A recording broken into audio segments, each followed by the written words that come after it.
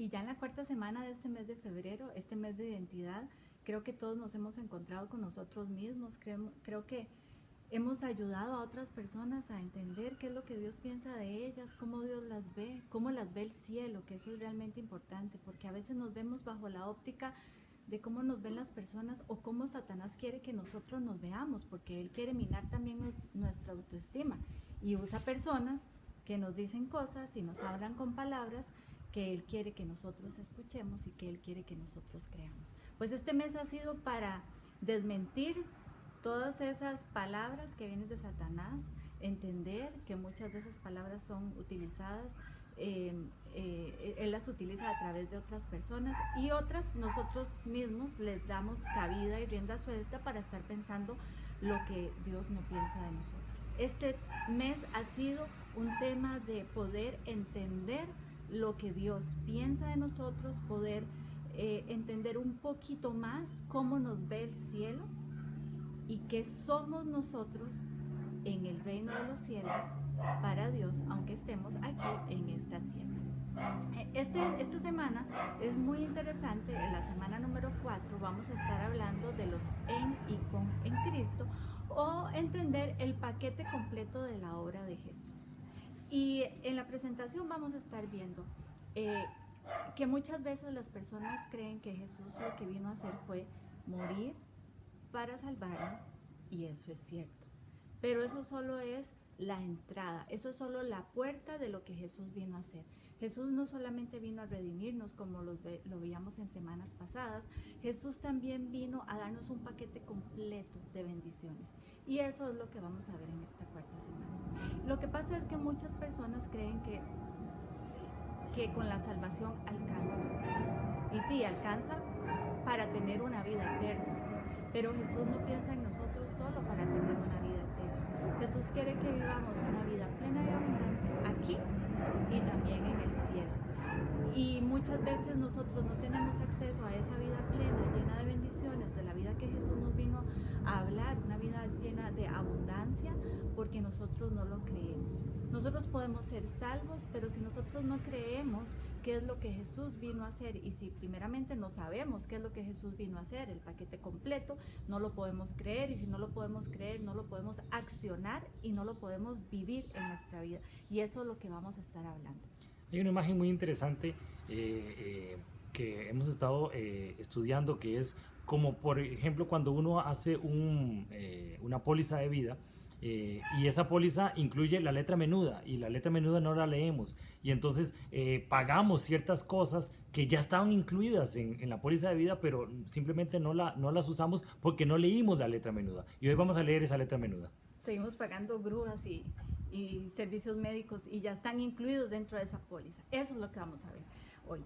En Cristo, cuando hablamos en Cristo, la imagen que se nos refiere es que estamos dentro de Cristo, que estamos protegidos, que estamos asegurados, que estamos resguardados en Cristo. Es decir, todo lo malo que hay a nuestro alrededor, las cosas malas que hay alrededor de nosotros en este mundo, el daño que Satanás nos quiere hacer, nosotros estamos resguardados de todo eso, protegidos, porque Cristo nos tiene guardados. Hay un pasaje en la palabra que dice que estamos protegidos con Cristo en Dios. Y eso es lo que nos refiere en Cristo. Y con Cristo nos refiere a que estamos aquí a la par, haciendo equipo. Y si Cristo ya venció, y si Cristo todo su propósito, el que venía a cumplir, a hacer en este mundo, lo cumplió, nosotros también lo podemos hacer. Y Él va a la par nuestra, siendo nuestro compañero de batalla, y con Cristo tenemos la victoria. Con Cristo, dice la palabra de Dios, hemos sido crucificados, pero también hemos sido resucitados, y ahora estamos sentados a los lugares celestiales juntamente con Él.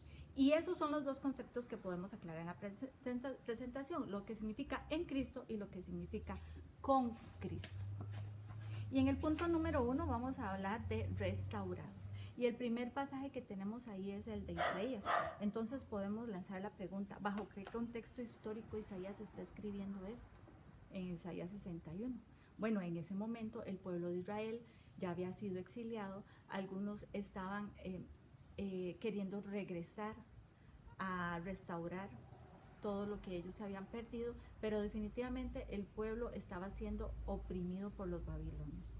Y aquellos que deseaban restaurar su ciudad nuevamente, regresar y restaurar la ciudad, no tenían ni los recursos y estaban sumamente desmotivados. Bueno, ¿qué fue lo que pasó ahí con el pueblo de Israel? Esta historia en Isaías 61 es un pueblo que perdió lo que el Señor le había dado por desobediencia. Y ahí podemos ponerle una pausa, podemos leer el pasaje y claro, esto hace referencia también a lo que vino a hacer Jesús, pero bajo el contexto histórico, eso era lo que estaba pasando en el pueblo de Israel en ese momento. Luego nos vamos al pasaje de Lucas, que es el pasaje del hijo pródigo. Y entonces ahí volvemos a lanzar la pregunta, ¿qué es lo que estaba pasando con el hijo pródigo en ese momento?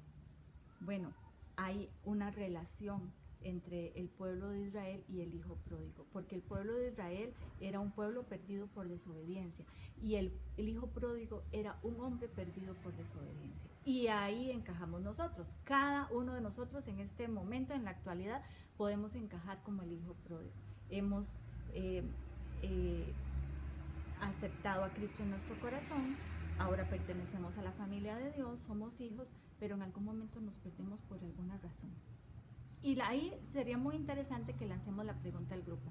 ¿El hijo pródigo dejó de ser hijo cuando estaba lejos en otra ciudad siendo desobediente? Nunca dejó de ser hijo. Ahí podemos generar una discusión interesante.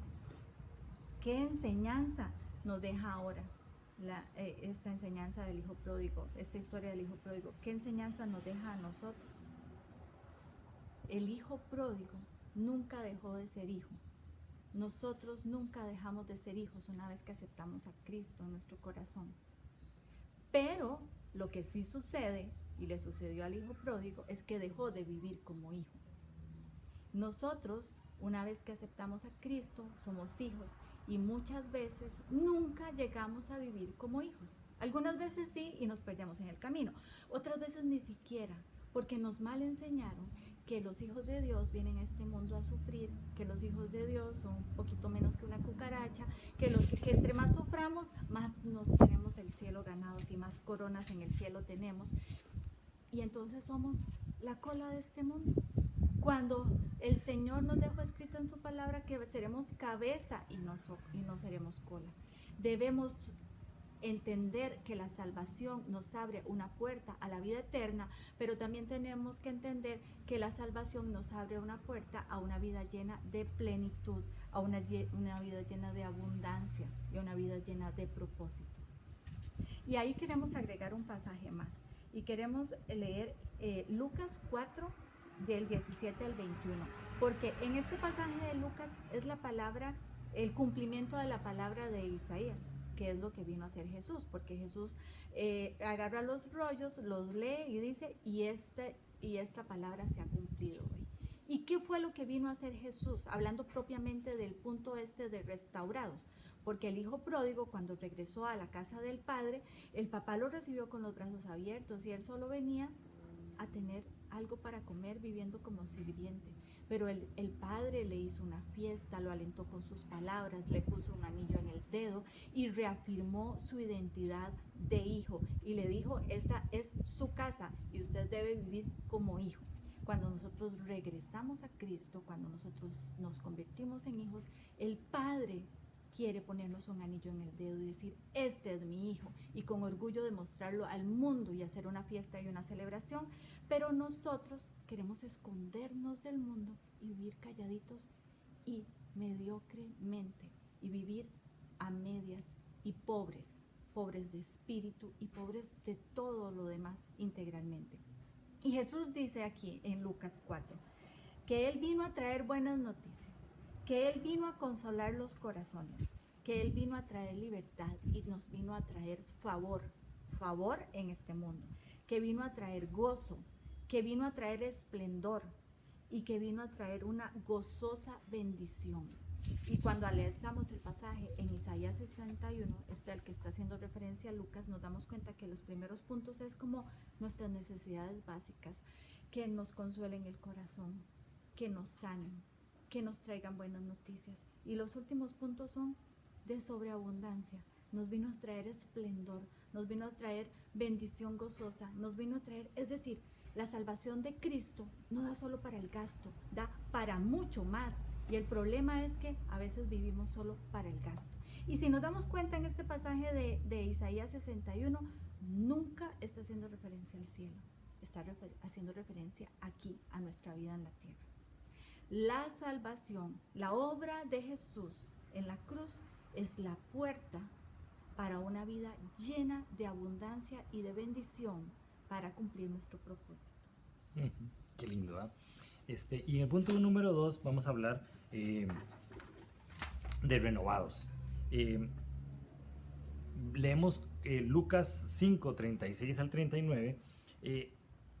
¿Qué actitud tenemos que tener nosotros ahora que somos nuevas criaturas? Porque el pasaje está hablando de que no va a poner parches. Y si entendiéramos esto a nivel general y nuestra vida dejara de tener parches, sería mucho mejor. Y si los gobernantes dejaran de hacer parches en todas las obras de infraestructura, seríamos mucho mejor. Y entonces vemos que aquí hay mucha sabiduría y hay mucha enseñanza que podemos aplicarla para muchas cosas, pero propiamente en nuestra vida. Ok, a veces es muy utópico, a veces es muy idealista pensar, bueno, ok, somos nuevas criaturas. ¿Qué es lo que tenemos que hacer precisamente, efectivamente, con actos concretos para ser verdaderamente nuevas criaturas y que nuestra vida no sea normal? Simplemente le pegué un bumper sticker donde dice yo soy cristiano. No, o sea, eso es un parche que le ponemos. O que antes en los domingos hacía esto y ahora voy a la iglesia. Eso no puede ser. Nuestra vida tiene que ser completamente diferente porque somos nuevas criaturas. Entonces, ¿qué son las actitudes que tenemos que tener? Bueno, obviamente santidad, apartarnos para Dios, saber que nuestra vida ya no depende de lo que nosotros queramos, sino de lo que Dios nos pidió que nosotros hiciéramos. Empezamos a hablar de propósito, empezamos a hablar de servicio, empezamos a hablar de un montón de cosas que podríamos estar comentando en nuestras casas paz. Lo que tenemos que cambiar son hábitos, rutinas y estilo de vida. A veces el pecado sucede, el pecado surge no porque nosotros hagamos lo malo, sino porque estamos acostumbrados a hacer lo malo. Porque tenemos hábitos que tenemos que cambiar, tenemos rutinas en nuestra vida que tenemos que cambiar, tenemos estilos de vida que tenemos que cambiar. Y entonces ahí sí es donde nosotros decimos, ok, voy a cambiar integralmente, completamente. No es que con mi estilo de vida solo arreglo 1, 2, 3 cositas y vámonos. Eso es un parche. Y eso es lo que nos está hablando aquí la palabra, que tenemos que cambiar integralmente. Después en Efesios 4, 20 al 23, ¿cómo hacemos nosotros para cambiar esos hábitos y rutinas? ¿Cómo es que podemos cambiar? Bueno, el versículo 3 habla específicamente, el versículo 23 en Efesios habla específicamente de eso y creo que es lo que deberíamos de apuntar. Renovados en el espíritu de vuestra mente. O sea, nosotros no podemos hacer ningún cambio integral si nosotros no renovamos, pero renovamos ¿qué? Nuestra mente, nuestra manera de pensar. ¿Qué quiere decir esto? O sea, si yo le meto cosas positivas a mi vida, le meto cosas positivas a mi mente, lo que va a salir de mi vida es cosas positivas. Si yo le meto basura, lo que va a salir es basura. Y tenemos que entender que lo primero que tenemos que entender es que Él ya nos hizo nuevas criaturas. Es que aceptamos a Cristo y creemos que seguimos siendo los mismos. Para Él, para Dios, Él hace un expediente nuevo. Bota ese expediente y empezamos con una hoja blanca. Pero ese expediente nuevo nosotros lo empezamos a llenar con las cosas viejas. Y eso es lo que significa renovados. Tenemos un nuevo expediente en Cristo, pero ya no escribamos las mismas cosas viejas de antes. Renovemos nuestra mente para escribir las cosas nuevas de esta nueva criatura.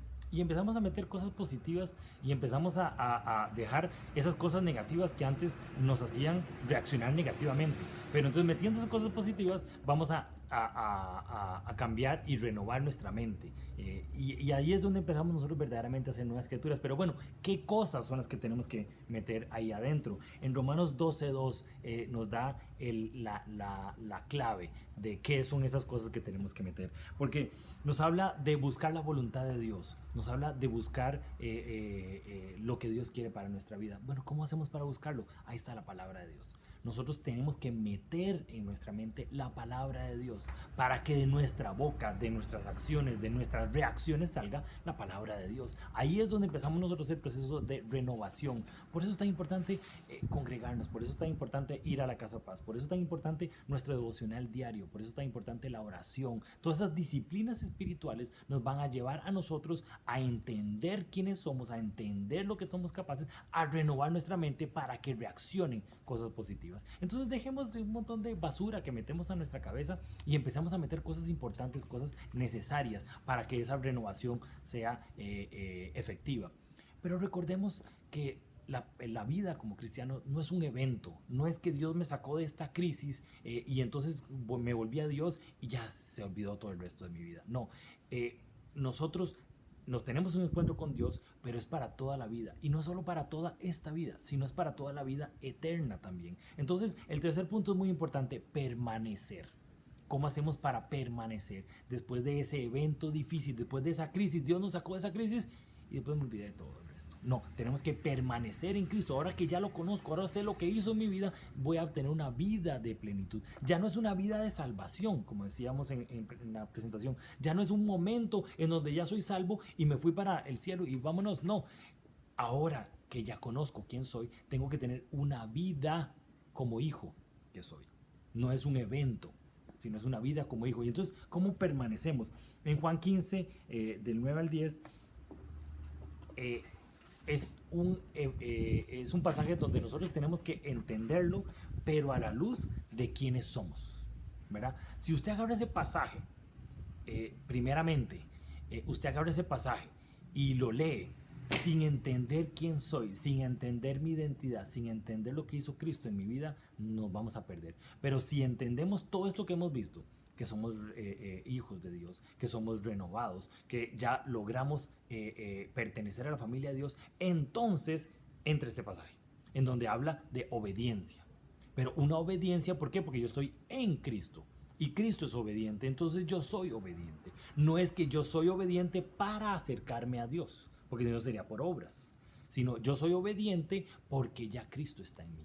Entonces sigo sus mandamientos porque ya Cristo está en mí. Y entonces por eso es que es importante que la parte de permanecer es para los hijos. Y no podemos juzgar a la gente o pedirle a la gente obediencia si no ha tenido un encuentro con Cristo, si no ha tenido el Espíritu Santo, si no ha tenido todo eso que hemos estado hablando, la salvación y todas estas partes que vimos en la semana 2 y en la semana 3, ¿verdad?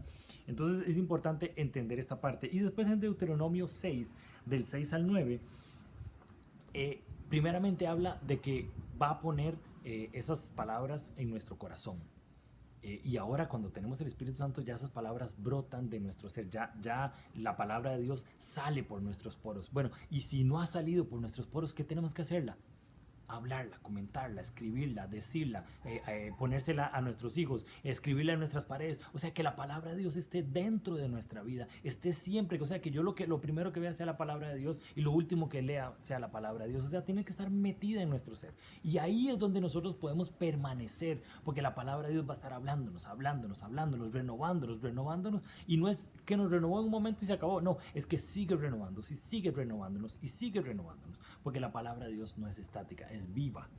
Entonces, escribamos la palabra de Dios, pongámosla en nuestra casa, pongámosla en el espejo, pongámosla en las pizarras, pongámosla, hablemosla, contémosla, digámosla. Ahí es donde nosotros vamos a verdaderamente meterla en nuestro corazón, meterla en nuestra mente y ser renovados completamente. Y en Salmo 1, del 1 al 3, igual, estos versículos tenemos que entenderlos bajo la óptica de que ya somos hijos de Dios. Porque si empezamos nuestra vida como cristianos con esto, vamos a perdernos de muchas cosas. En este pasaje de Salmo, estudiemos. ¿Okay? Usted tiene que tener un lugar donde usted va a influenciar a la gente, donde usted va traer luz donde hay oscuridad. Y hay lugares donde usted va a ser influenciado, donde una persona que conoce más de la palabra lo va a influenciar a usted y usted va a crecer. Pero usted tiene que estar muy bien ubicado. ¿Dónde estoy siendo influenciado y dónde estoy siendo de influencia para la gente? Porque si no, la vida como cristianos se vuelve una separación total del mundo, y entonces los cristianos andamos solo con cristianos, nos relacionamos solo con cristianos y vivimos solo con cristianos. Y eso no es lo que nos mandó Dios. Dios nos mandó a hacer luz. Pero eso sí, si usted está en la oscuridad, no se llene de oscuridad, porque entonces está siendo influenciado por esa oscuridad. No, usted va a la oscuridad para traer luz, para traer todo este conocimiento que Dios le dio, para que usted vaya y practique, y practique, y practique, y hable de la palabra de Dios. Entonces, en la oscuridad, usted trae luz.